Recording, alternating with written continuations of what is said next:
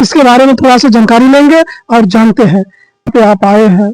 बासुपारू school पे, आपको ये स्कूल कैसा लगा और इसके बारे में आप थोड़ा जानकारी दीजिए। देखिए ये बात हम लोग आपके चैनल पे बहुत पहले भी कर चुके हैं कि जहां हजारों स्कूल बंद किए जा रहे हैं, जिसको लेकर के तमाम जगहों पे अलग अलग तरह के आंदोलन, और अखिलेश जी ने अभी कहा है कि समाजवादी लोग गांव में जाकर के जहां स्कूल बंद हो रहे हैं वहां बच्चों को पढ़ाएं, और हम सत्ता में आएंगे तो सरकार को फिर से सरकारी स्कूलों को जो है कि फिर से बनाया जाएगा। ऐसी स्थिति में, और 2 दिन पहले की एक और न्यूज थी, इसको मेंशन करने के बाद मैं आगे बढ़ना चाहता हूं कि एक जगह सरकारी स्कूल की बिल्डिंग गिर गई, जिसमें कई सारे बच्चे जो है बताए जा रहे हैं कि घायल हो गए, और कई सारे जो है कि शायद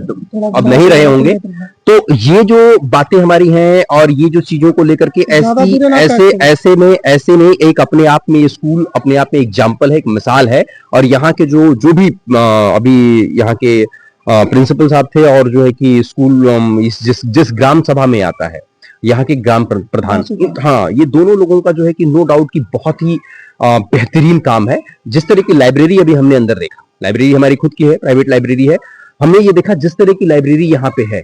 इस तरह की मुझे लग रहा है कि पूरे देश की ये पहली सरकारी लाइब्रेरी इस तरह की होगी। प्राइवेट तो खैर अपने पास है, सबके लोगों के पास है, लेकिन पहली ऐसी सरकारी लाइब्रेरी है जिसमें इस तरह की व्यवस्था है। आपने रसोई घर देखा, वहां जो है बच्चों को खाने के बैठने की जो व्यवस्था है, तो ये सारी व्यवस्थाएं जो है कि नो डाउट अपने आप में आउटस्टैंडिंग है। और हर जितने भी स्कूल हैं, सभी सरकारी स्कूल जिस ग्राम सभा में है, उस ग्राम सभा के ग्राम प्रधान और वहां के जो स्कूल के प्रिंसिपल है, अगर वो लोग इस तरह से जागरूक हो जाए तो मुझे लगता है कि प्राइवेट स्कूलों का जो ये बिजनेस का मॉडल है, ये मॉडल कहीं फेल हो जाएगा। तो ये भी हो सकता है कि कहीं ना कहीं ऐसे मॉडल फेल ना हो जाए जिसमें मोटा पैसा आ रहा है। इस मॉडल को बचाने के लिए बहुत सारे सरकारी ऑफिसर और बहुत सारे जो है कि गवर्नमेंट एजेंसीज ऐसा नहीं चाहती होंगी कि इस तरह के स्कूल बने। तो यहाँ देखिए, अभी कुछ देर पहले एक चैनल पर बात हो रही थी,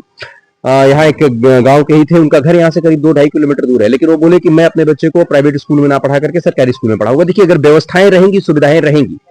तो टीचरों को भी पढ़ाना अच्छा लगेगा और बच्चे भी आएंगे। ऐसा नहीं है कि बच्चे नहीं आएंगे। और एक बात और, हमारे देश में जितने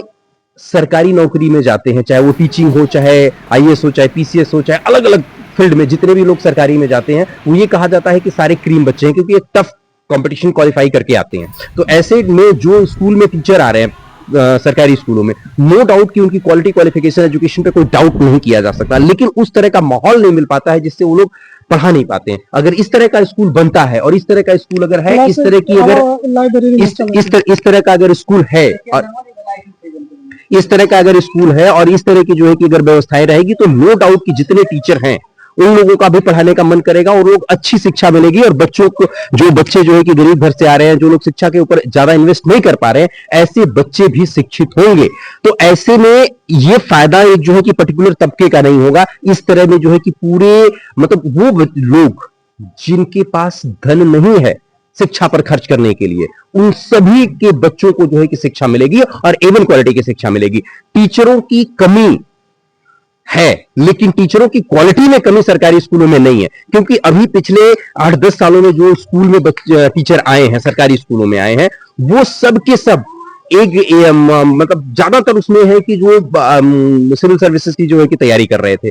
अपने आप को सिक्योर करने के लिए, क्योंकि कंपटीशन लेवल यहाँ पे है, आप लोग अच्छी तरह से जान रहे हैं, तो अपने आप को सिक्योर करने के लिए इसमें बहुत सारे स्टूडेंट जो है कि शिक्षा की तरफ मूव कर गए, सरकारी स्कूलों की तरफ मूव कर गए, और बड़े आसानी से वो लोग क्वालिफाई कर जाते हैं और यहाँ आ जाते हैं। तो ऐसे में वो लोग जब पढ़ाएंगे बच्चों को, तो आप ये नहीं कह सकते हो कि टीचरों में क्वालिटी नहीं है कि वो अच्छा पढ़ा नहीं पाएंगे। हाँ, अब जानबूझ करके कोई मनमानी करे तो एक बात अलग है, जानबूझ करके अगर कोई ना पढ़ाना चाहे, क्योंकि सरकारी स्कूलों में कुछ दिनों पहले तक ये बात होती थी कि बहुत सारे टीचर इसलिए सरकारी टीचर बनना चाहते थे ताकि हम जो है कि इस टीचर में जाएंगे, साइन करेंगे, घर वापस लौट जाएंगे, दिन भर अपना काम करेंगे, नताई रिश्तेदारी देखेंगे, और उसके बाद हमारी नौकरी भी चलती रहेगी।